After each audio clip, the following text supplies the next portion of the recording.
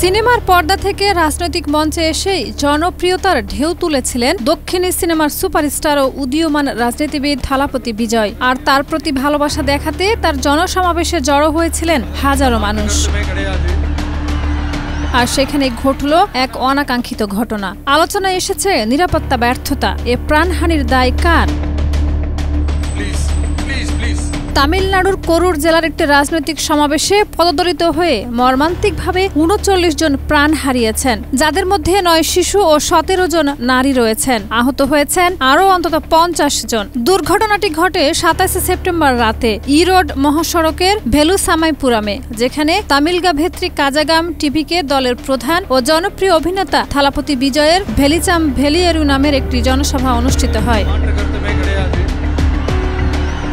Lily হালাল beauty soap, BSTI কর্তৃক সনদপ্রাপ্ত দেশের প্রথম হালাল বিউটি সোপ, দীপ্তিময় উজ্জ্বল ত্বকের জন্য।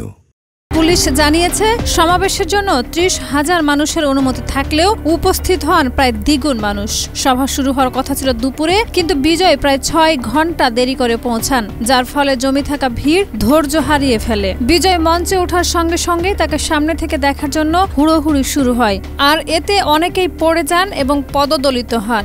গরমে অসুস্থতা, পানি ও বিশ্রামের অভাব, নিরাপত্তার ঘাটতি ও ভিড় নিয়ন্ত্রণের ব্যর্থতা পরিস্থিতিকে আরও ভয়াবহ করে তোলে।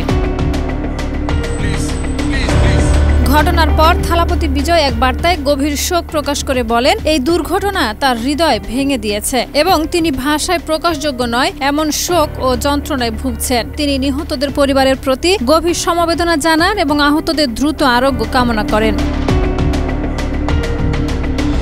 ভারতের প্রধানমন্ত্রী নরেন্দ্র মোদী ও তামিলনাড়ুর মুখ্যমন্ত্রী এম.কে. স্টালিন ঘটনায় শোক প্রকাশ করেছেন এবং মুখ্যমন্ত্রী নিহতদের পরিবারকে ক্ষতিপূরণ দেওয়ার ঘোষণা দিয়েছেন। এ ঘটনা আবারও প্রমাণ করে, জনপ্রিয় তারকাদের রাজনৈতিক কর্মসূচিতে পর্যাপ্ত নিরাপত্তা ও জননিয়ন্ত্রণ ব্যবস্থা না থাকলে তা কতটা প্রাণঘাতী হতে পারে।